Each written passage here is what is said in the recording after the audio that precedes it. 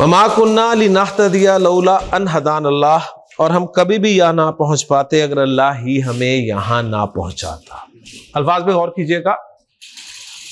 वो ये कह रहे होंगे कि अल्लाह का शुक्र, उसकी तारीफ, उसने हमें यहाँ तक पहुँचाया, जन्नत में बैठे हुए। उसकी तौफीक के बगैर यहाँ हमारे लिए पहुँचना मुमकिन ही नहीं था। यानी वो ये नहीं कह रहे होंगे कि हमने तो नमाजें पढ़ी थी, हमने रोज़े रखे थे, हमने ज़कातें दी थी, हमने हज किए थे और हमने नेक काम किए थे, तो जन्नत तो हम डिज़र्व करते थे। वो ये नहीं कहेंगे कि जन्नत तो हमारा हक था, जन्नत तो हमें मिलनी चाहिए थी, ये नहीं कहेंगे। वो क्या कहेंगे कि अल्हम्दुलिल्लाह अल्लज़ी हदाना लिहाजा, तमाम तारीफ़, तमाम शुक्र उस अल्लाह की जिसने हमें यहाँ पहुँचाया। वमा कुन्ना लिनहतदिया लौला अन हदान अल्लाह, और हम कभी भी यहाँ ना पहुँच पाते अगर अल्लाह ही हमें यहाँ ना पहुँचाता। तो शुक्र कैसे अदा करना है अल्लाह ताला का, ये अल्लाह ने हमें कुरान में सिखाया है। डेफिनेटली आपने लिसानुल कुरान कोर्स का पम्फलेट देखा, आपके दिल में ख्वाहिश पैदा हुई या पहले से थी, लेकिन आज आप यहाँ पर जो मौजूद है ना, वो अल्लाह की तौफीक और उसके फजल की वजह से है। आपने कोशिश की, इसका क्रेडिट आपको जाता है। लेकिन बहुत सारे लोग और भी होंगे जिन्होंने यहाँ पर आने का इरादा किया होगा, लेकिन यहाँ पर नहीं पहुँच पाए। तो इस हवाले से पूरे शऊर के साथ अल्लाह ताला का शुक्र अदा करें कि उसकी तौफीक है, उसका करम है कि हम यहाँ पर मौजूद हैं। मैं भी उसी के फजल, उसकी तौफीक से यहाँ पर खड़ा हूँ, वरना मेरे लिए भी यहाँ पहुँचना मुमकिन नहीं था। कुरान मजीद में एक आयत अल्लाह ताला ने सूरह कमर में 4 मरतबा इरशाद फरमाई है। 4 मरतबा। अल्लाह ताला कोई बात एक मरतबा भी कह दे तो काफी होती है, और ये जो 4 मरतबा इरशाद फरमाई ना, ये 4 मरतबा अल्लाह ने कसम खा के इरशाद फरमाई। कसम क्यों खाई जाती है? यकीन दिलाने के लिए। अल्लाह ताला कसम खा के एक बात 4 मरतबा कह रहा हो तो आप उस बात की अहमियत को समझ सकते हैं। अल्लाह ताला ने फरमाया 4 मरतबा सूरह कमर में कि वलकद यस्सरनल कुरान लिज़िक्र, हमने कुरान को जिक्र के लिए आसान कर दिया। क्या कोई है उस जिक्र को कबूल करने वाला, जिक्र को हासिल करने वाला? जिक्र के 2 माना किए जाते हैं हमारी उर्दू जुबान में। एक माना जिक्र के होते हैं नसीहत के। तो उस हवाले से तर्जुमा मैंने आपके सामने रखा है कि अल्लाह ताला ने फरमाया हमने कुरान को नसीहत के लिए आसान कर दिया है। गोया कुरान मजीद नसीहत के लिए इंतहाई आसान है। नसीहत किसे कहते हैं, इसमें इंशाअल्लाह ताला बात फिर करेंगे। कुरान नसीहत के लिए बहुत आसान है, अहकाम के लिए आसान कुरान नहीं है, ज़हन में रखिएगा। कुरान मजीद नसीहत के लिए बहुत आसान है, और इसकी नसीहत हासिल करने के लिए आपको इतनी अरबी आनी ज़रूरी है कि जब आप कुरान मजीद पढ़ें तो आपको पता चल रहा हो कि आपका रब आपसे क्या कह रहा है। फिर आप देखिएगा, आप इस आयत को अप्रिशिएट करेंगे कि अल्लाह ताला ने जो कसम खा के 4 मरतबा इरशाद फरमाया कि हमने कुरान को नसीहत के लिए आसान कर दिया, तो सही मज़ा आपको इस वक्त आएगा इंशाअल्लाह ताला इस आयत का। और जिक्र के एक माना याद के भी होते हैं, याद करना।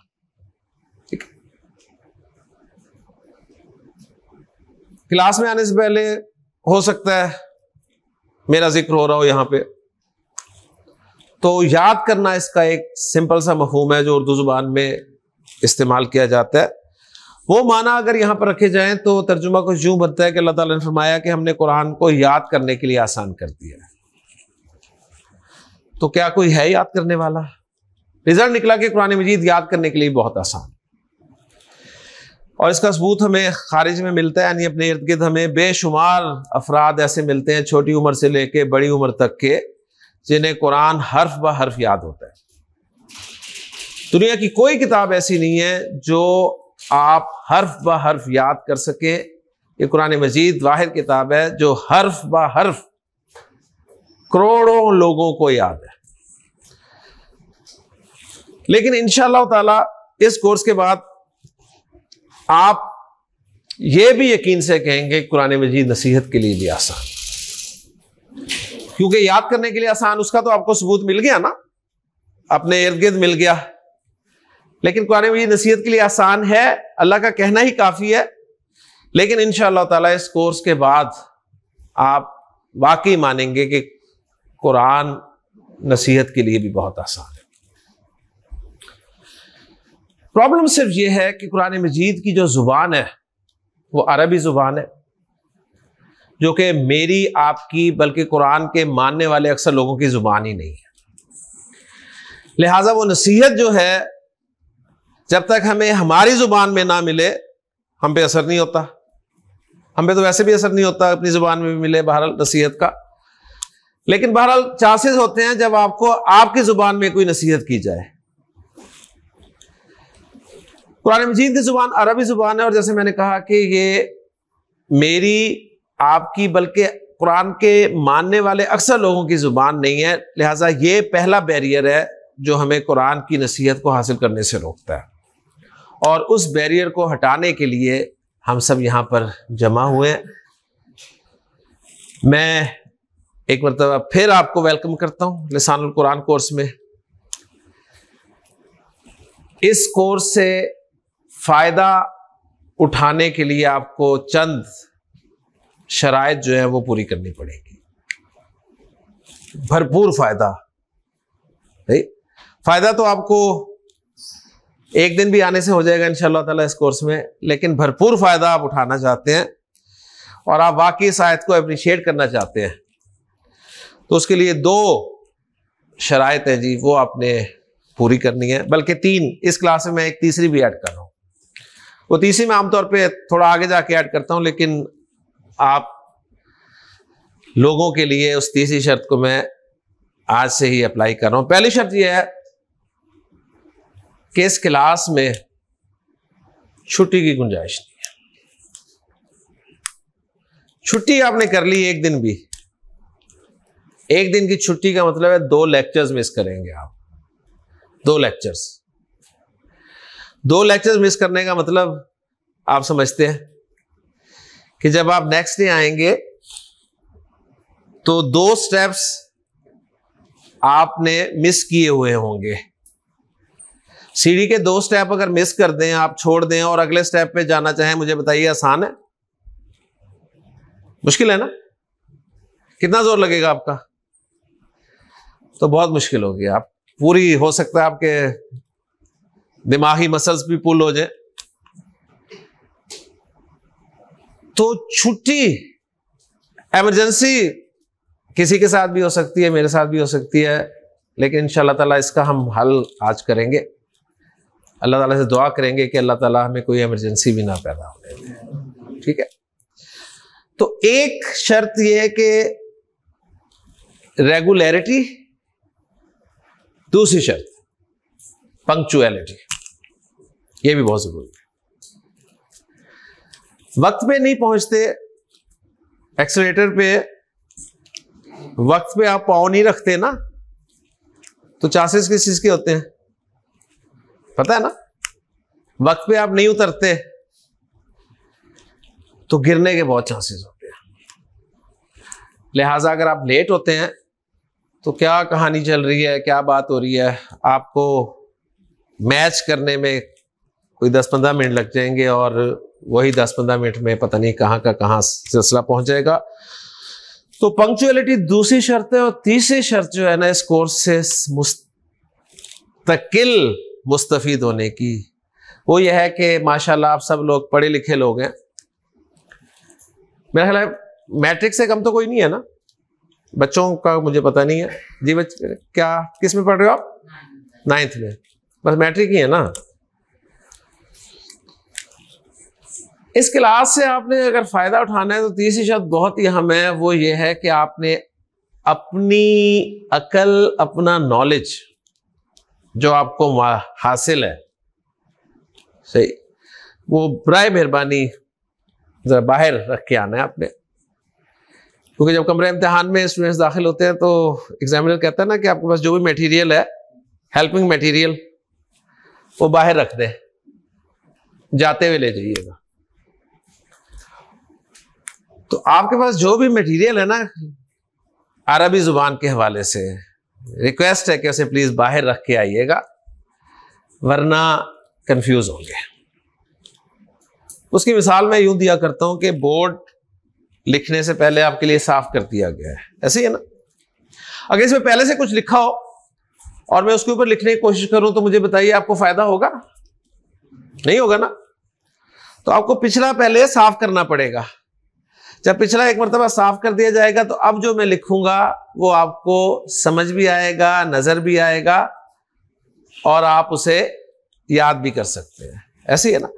तो माशाल्लाह आपका इल्म सर आंखों पर, लेकिन इस क्लास में इल्म जो है आपका उसकी वो अहमियत नहीं है जो आपके तालिब इल्म होने की अहमियत है। बी अ स्टूडेंट, एक स्टूडेंट के तौर पे अगर आप इस क्लास को लेंगे तो फायदा होगा। और अगर आप समझते हैं कि नहीं ये हमें पता है, तो मैं वेलकम करूंगा, तशरीफ लाएं यहाँ पे और क्लास कंडक्ट करें, मैं वहां बैठ जाता हूं। तो ये 3 शराइतें अगर आप इन पर 90% भी अमल कर लेंगे ना तो इंशाल्लाह ताला आपको फायदा होगा। मजीद वक्त लिए मैं कोर्स का तारुफ मुख्तसर सा करा दूं कि हमारा जो कोर्स है इसका नाम है जी लिसानुल कुरान। लिसानुल कुरान 2 अल्फाज हैं जी, एक है लिसान, एक है कुरान। कुरान आपका जाना पहचाना लफ्ज है, लिसान का लफ्ज भी आपने सुना हुआ होगा। लिसान के माना होते हैं जुबान के, ठीक है। तो लिसानुल कुरान के माना है कुरान की जुबान, लैंग्वेज ऑफ द कुरान।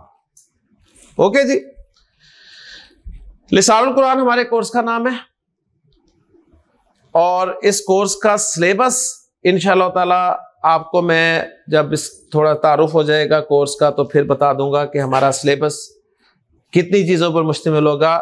इस वक्त सिर्फ नोट कर लीजिए कि लिसानुल कुरान कोर्स जो है सिर्फ 5 चीजों पर मुश्तमिल है। सिर्फ 5 चीजें मैंने आपको पढ़ानी है, सिर्फ 5 से एक भी जायद नहीं पढ़ाऊंगा इंशाअल्लाह ताला।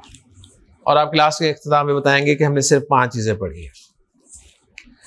5 चीजें हमने समझनी है और आपको कुरान की जुबान आ जाएगी इंशाअल्लाह ताला। अब मजीद हम क्या कर सकते हैं? मजीद हम अल्लाह ताला से दुआ कर सकते हैं। और एक दुआ आपको मैं सिखाता हूं, आपने इस कोर्स के लिए भी करनी है और अपनी आम जिंदगी में भी इसको शामिल करना है। बड़ी प्यारी दुआ है और इसके अल्फाज अहदीस से भी मिलते हैं। एग्जैक्ट ये लफ्ज नहीं है लेकिन मफहूम मिलता है। दुआ है जी, रब्बी यस्सिर।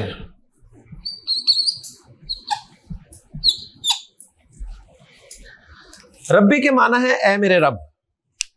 रब्बी ए मेरे रब। आपको एक लफ्ज नजर आ रहा है रब, लेकिन तर्जुमा मैं कर रहा हूं 3 अल्फाज के साथ, ए मेरे रब। ना इसमें आपको ए नजर आ रहा है ना मेरे नजर आ रहा है, सिर्फ रब नजर आ रहा है। लेकिन इंशाअल्लाह ताला इसी कोर्स में एक दिन आपके सामने आएगा जब आप बाकायदा मुझे बताएंगे कि यहां पर ए कहां है, यहां पर मेरे कहां है, जो कि सिर्फ आपको रब की सूरत में नजर आ रहा है। क्लियर जी? इस वक्त आप मुझ पर एतमाद कर सकते हैं पूरा कि रब्बी के माना है ए मेरे रब। यस्सिर लफ्ज ये भी एक ही है, इसके माना है तू आसान कर दे। अल्लाह ताला के साथ फ्रैंक रवैया इख्तियार करना चाहिए। बाकी आप चाहें तो आप आसान फरमा दीजिए के साथ भी ट्रांसलेशन इसकी कर सकते हैं। तो रब्बी ए मेरे रब, यस्सिर आसान कर दे। वला तुअस्सिर, और मुश्किल ना करना। आसानी और मुश्किल ये मेरे आपके लिए ही है। अल्लाह ताला चाहे तो मुश्किल को भी आसान कर सकता है और अल्लाह ताला चाहे तो आसान को भी मुश्किल बना दे। सब उसके हाथ में है। तो हमने टोटली उसी से दुआ करनी है कि अल्लाह आसान तो नहीं करना है। क्या आसान करना है?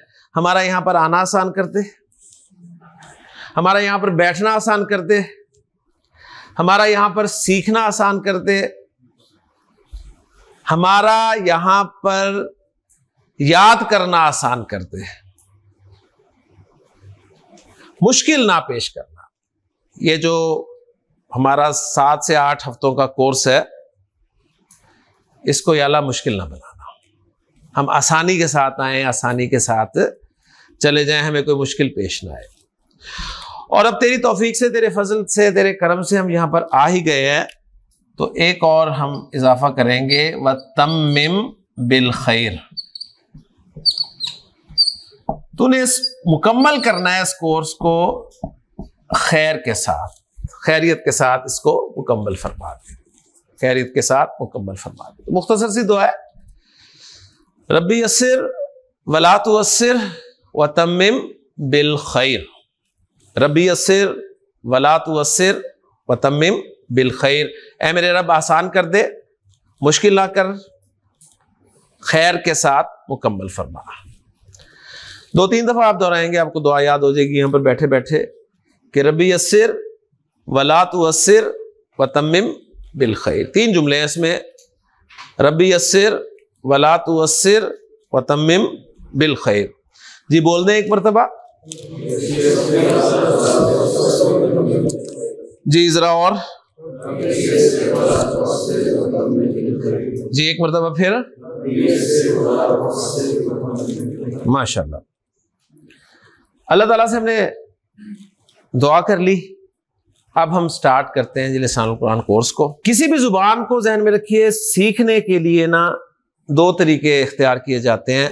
एक तरीका यह होता है कि आप उस जुबान के बोलने वालों में बचपन में ही या उम्र के किसी भी हिस्से में रहना शुरू कर दें, आपको जुबान आ जाती है। ऐसे ही है ना, बच्चे को आप पैदा होते ही सऊदी अरब छोड़ें और जब वो बोलने काबिल हो जाए वापस लाएं, तो आपके ख्याल में पंजाबी तो नहीं बोल रहा होगा ना, वो ना अंग्रेजी बोल रहा होगा, क्या बोल रहा होगा? अरबी बोल रहा होगा। क्यों? इसलिए कि उसके इर्द गिर्द जो थे वो अरबी ही बोलते थे। या फिर इंसान जब बड़ा होता है मुआश के लिए या किसी और काम के लिए, वो अरब कंट्री जाता है, किसी भी मुल्क में जाता है जहाँ जो भी ज़ुबान बोली जाती है, तो वहाँ के लोगों की ज़ुबान वो उनके साथ आसानी से सीख जाता है। ऐसे ही है ना। एक तरीका तो ये है ज़ुबान सीखने का। मेरा ख्याल है ये तरीका तो पॉसिबल नहीं है, अब बचपन गुजर गया हमारा, और मुस्तकबिल करीब में सऊदीया का प्रोग्राम, मुझे नहीं पता आप में से किस किस का, बहरहाल चांसेस कम ही है। ऐसे ही है ना।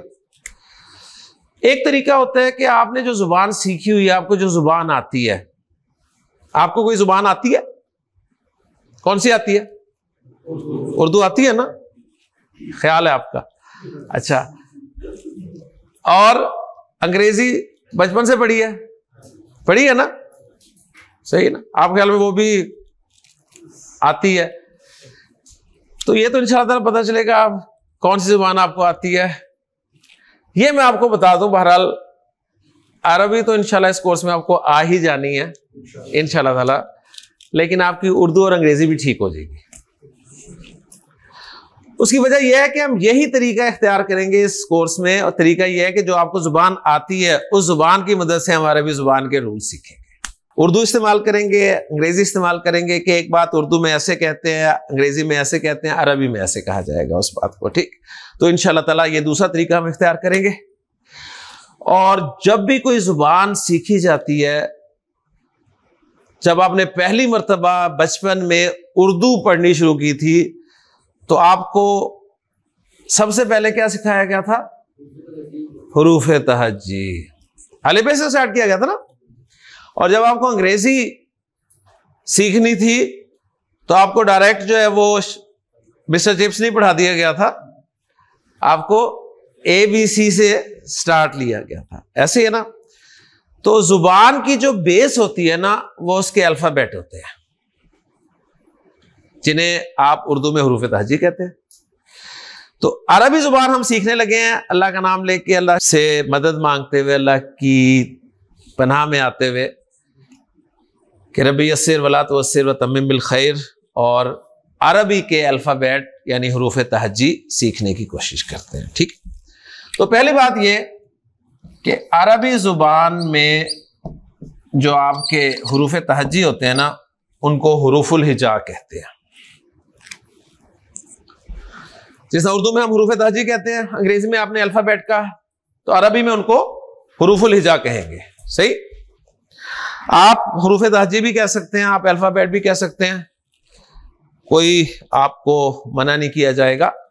आपसे अगर मैं सवाल करूं अंग्रेजी में इस्तेमाल होने वाले जो अल्फाबेट हैं ये कितने हैं, क्या जवाब होगा जी? 26। अंग्रेजी में जवाब देना, अंग्रेजी के हरूफ जो है वो अंग्रेजी में जवाब दे। हाँ जी 26। सही। और अगर सुनना चाहूं एबीसी तो सुना देंगे ना? ठीक है, तो छोटी बड़ी दोनों सुना देंगे एबीसी। तो 26 आपके अल्फाबेट हैं इंग्लिश के। अंग्रेजी क्लियर होगी। उर्दू के जो आपके हुरूफ तहजी हैं उनकी तादाद कितनी है?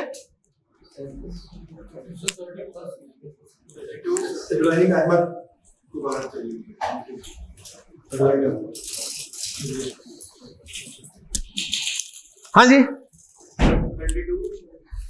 देखिए, अभी कह रहे थे आप उर्दू आती है आपको, आपने कहा था ऐसे ही ना, अगर आती है तो उर्दू के अल्फाबेट पता होने चाहिए ना कि कितने हैं। 37, 32। अंग्रेजी में कोई इख्तिलाफ नहीं था, सबकी एक ही आवाज थी 26, 26। सही। उर्दू में इख्तिलाफ शुरू हो गया, आपकी जुबान है 34, 32, 37। सही है, कोई बोल दे हिम्मत करके 52। पर ये सवाल आपके लिए, जाके आप चेक कीजिएगा कि आपकी जो जुबान है उर्दू जुबान, उसमें इस्तेमाल होने वाले अल्फाबेट या हरूफ तहजी कितने हैं। ओके जी, अब यही सवाल मैं जवाब की सूरत में आपके सामने रख रहा हूं, क्योंकि आपसे इसका नहीं मैंने पूछना, ये मैंने आपको बताना है।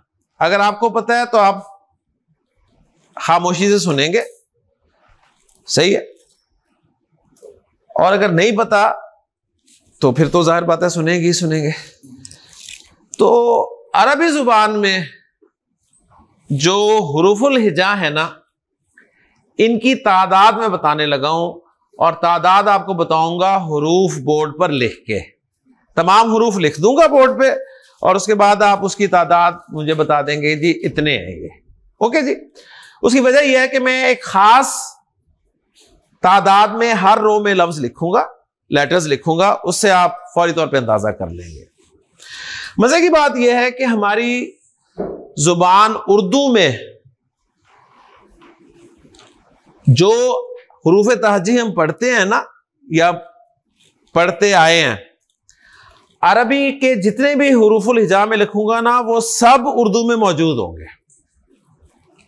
तो ये बहुत बड़ी एक रिजेंबलेंस मिल जाएगी आपको, एक प्लस पॉइंट होगा आप उर्दू बोलने वालों के लिए, कि हमारी बोले जाने वाली जुबान उर्दू में 80 से 85% अल्फाज अरबी के हैं। ये इंशाल्लाह ताला आज ही प्रूव होना शुरू हो जाएगा। और अल्फाबेट तो सारे अरबी के जितने भी हैं ना आपके सामने आएंगे, वो सब उर्दू में मौजूद हैं, इसलिए आपको इंशाल्लाह ताला टेंशन नहीं होगी।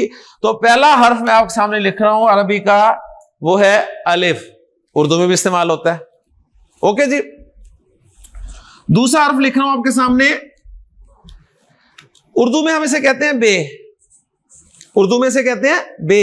अरबी में आप इस क्लास में जब तक बैठे हैं आप इसको बे नहीं कहेंगे, आप इसे कहेंगे बा। क्या कहेंगे? बा। सही। और आपकी आसानी के लिए नूरानी कायदे में इसके ऊपर ऐसे लिख भी दिया जाता है कि आपने इसको बा पढ़ना है, बे नहीं पढ़ना। ओके। अच्छा, मैंने कुछ नहीं लिखना ऊपर, मैंने आपको उसूल समझा देना है कि आपने किसको ऐसे पढ़ना है। ऐसे कैसे? यानी इसको आपने अलिफ ही पढ़ा जिस तरह उर्दू में पढ़ते हैं, जिस तरह अरबी में पढ़ा। अलिफ उर्दू में भी, अलिफ अरबी में भी। उर्दू में आपने से वे पढ़ा, अरबी में आपने से बा पढ़ा। तीसरा लेटर है उर्दू में ते, अरबी में ता। फॉलो कर रहे हैं ना? अब मैं आपको उसूल बता देता हूं कि ये जो आ की आवाज के साथ आप पढ़ रहे हैं, ये क्यों पढ़ रहे हैं, इसका उसूल बता रहा हूं, और आगे मैं हर्फ लिखूंगा और आपने उनको इसी उसूल की बुनियाद पे सही सही प्रोनाउंस कर देना है। ठीक है, उसूल ये है, आपने लेटर को उर्दू में पढ़ना है, अलिफ पढ़ लिया, उर्दू में पढ़ना है बे पढ़ लिया, उर्दू में पढ़ना है ते पढ़ लिया। उर्दू में जिस लफ्ज के आखिर में आपको एक ही आवाज सुनाई दे रही है ना, एक ही आवाज, कौन सी आवाज, ए। अलिफ के आखिर में एक ही आवाज सुनाई दे रही है, नहीं आ रही ना, अलिफ कोई ए नहीं है आखिर में। बे के आखिर में ए है, बे, ते, ए। जिस हर्फ के आखिर में आपको ए की आवाज सुनाई दे उसको आपने अरबी में आ की आवाज के साथ पढ़ना है, बस ये उसूल है। ओके जी, पढ़ना शुरू करें जी। अलिफ जी, बा जी, ता। मैं लिख दूं फिर पढ़िएगा। सा, पहले उर्दू में पढ़ के देख लें हल्का सा, अगर एक ही आवाज आ रही है तो आ की आवाज के साथ पढ़ दें। से पढ़ा आपने तो साथ ही कह दिया सा।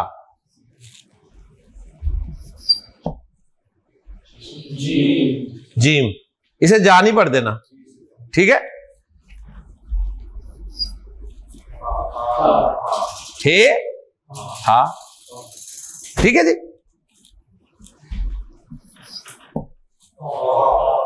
खा, पढ़े, दोबारा पढ़े। अलिफ,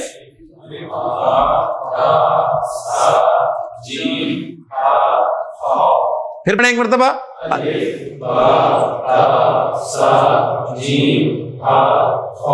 कितने हो गए, 7। 7 मैंने एक लाइन में लिखे हैं। ओके जी, अब 7 ही दूसरी लाइन में लिखूंगा, 7 ही तीसरी लाइन में लिखूंगा, तो 7-7 में लिख रहा हूं ताकि बाद में आपको मल्टीप्लाई करना आसान हो, टोटल हरूफ काउंट करने के लिए। पढ़ लिए जी। ओके जी, अगला हर्फ है जी, पढ़े, दाल। नेक्स्ट, जाल, रॉ, जा, सीन, शीन, सौद। ठीक है, हाँ जी, पढ़े हम दूसरी रो के साथ लेटर्स, दाल, जाल, रॉ, जा, सीन, शीन, सौद। ओके जी, पता चल गया ना किसको ए के साथ पढ़ना है, किसको ए के साथ नहीं पढ़ना। क्लियर है, कोई कंफ्यूजन तो नहीं है ना, माशाल्लाह। आगे है जी वाद,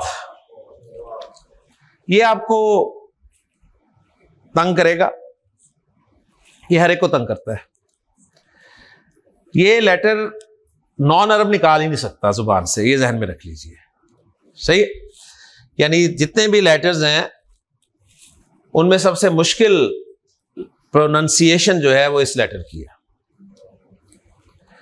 कोई इसे ज़्वाद बोलता है, कोई इसे दुआद बोलता है।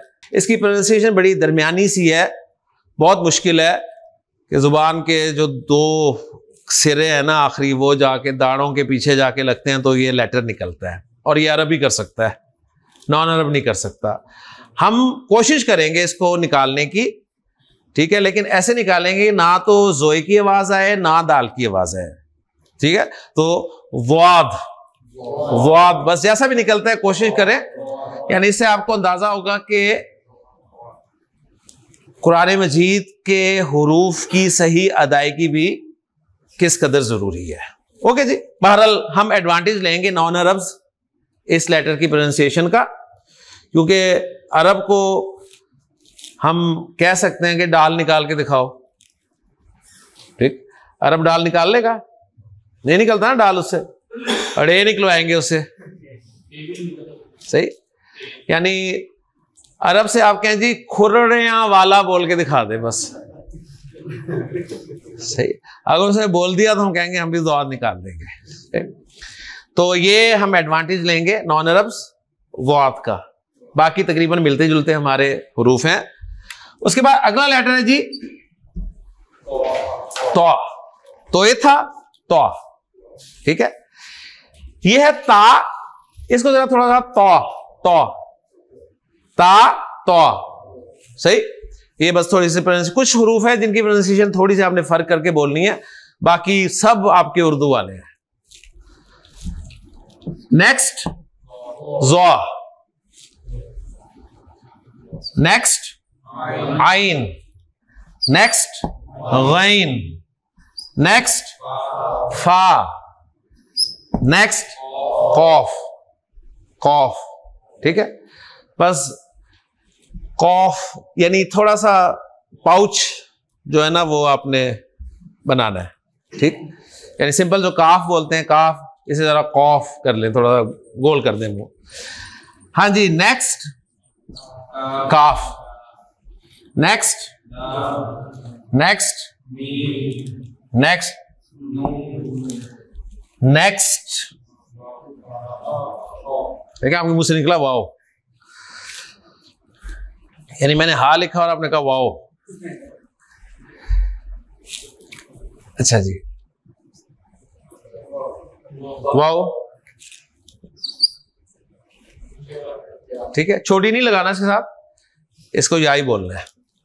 ओके, हाँ जी पढ़े जरा, शाबाश। अलिफ, बा, ता, सा, जीम, हा, खा, दाल, जाल, रा, जा, सीन, शीन, सौद, वाद, तौ, ज़ा, आइन, गैन, फा, कौफ, काफ, लाम, मीम, नून, हा, वाओ, या। ये अल्फाबेट हैं अरबी जुबान के हुरूफुल हिजा जिन्हें कहते हैं। इनकी तादाद आपके सामने आ गई, कितने? 28।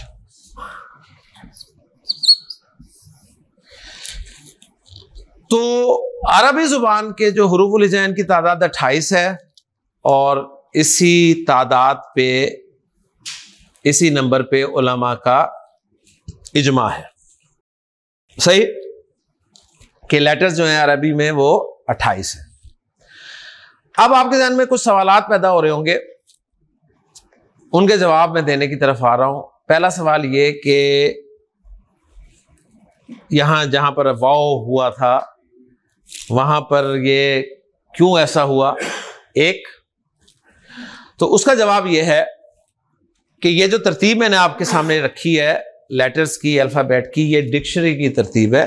डिक्शनरी में जब आप कोई लफ्ज फाइंड करते हैं तो अल्फाबेटिकली देखते हैं ना, ए बी सी के साथ, ऐसे ही देखते हैं ना।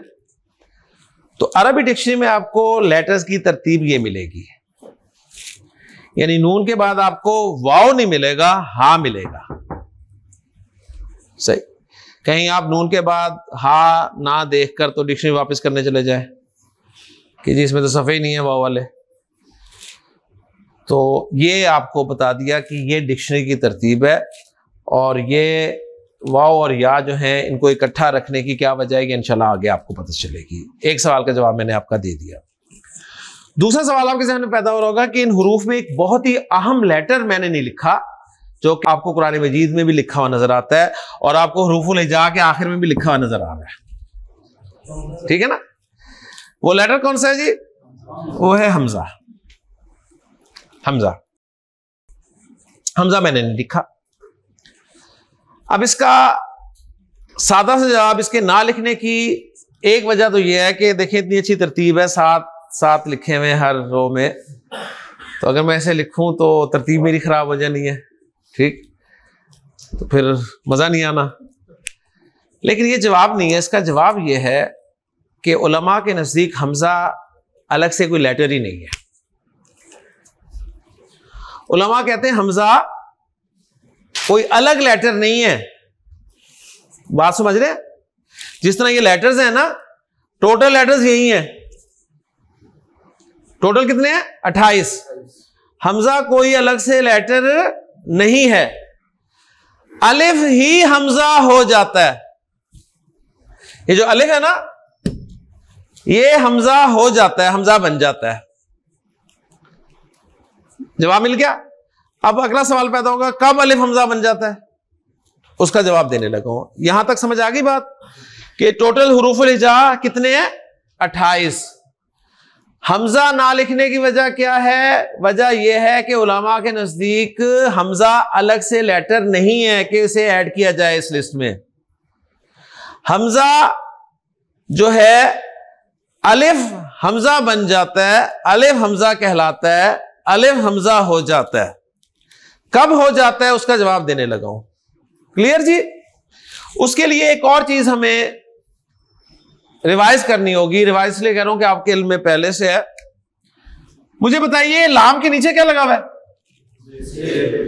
जेर लगी हुई है ना। सीन के ऊपर क्या लगा हुआ है? जबर। नून के ऊपर माशाल्लाह ज़हीन लोग हैं आप तो, आपको जेर जबर पेश का पता है, ऐसे ही है ना। ये जो जेर जबर और पेश हैं इन्हें क्या कहते हैं? इन्हें कहते हैं हरकत। ये हरकतें हैं, ठीक है। ये क्या हैं? ये हरकतें हैं, ये हरकतें हैं। हरकत किसे कहते हैं? मूवमेंट को। ओके, समझ आ रही है ना? अच्छा, ये लाम के ऊपर क्या डाला हुआ मैंने? जज़म। इसको कहते हैं सुकून। हरकत का ऑपोजिट होता है सुकून। हरकत का ऑपोजिट क्या होता है? सुकून। हरकत का ऑपोजिट सुकून होता है। अच्छा, सुकून जो है आपको आमतौर पे इस तरह लिखा हुआ मिलता है, ऐसे ऐसे ही ना, ऐसे लिखा हुआ मिलता है ना। मैंने अपनी क्लास में सुकून के लिए ये वाला सिंबल यूज नहीं करना। उसकी वजह यह है कि ये मैं जब डालूंगा तो हो सकता है इसका मुंह बन जाए और वो पेश लगे आपको, ठीक है भाई साहब। हो सकता है मैं पेश डालूं और उसका मुंह ना बने, आपको लगे ये सुकून है, तो कंफ्यूजन रहेगी। इस कंफ्यूजन से बचने के लिए मैं ये सिंबल यूज करूंगा, सही। इसे आप सुकून, अलामत सुकून या जज़म की अलामत कह सकते हैं।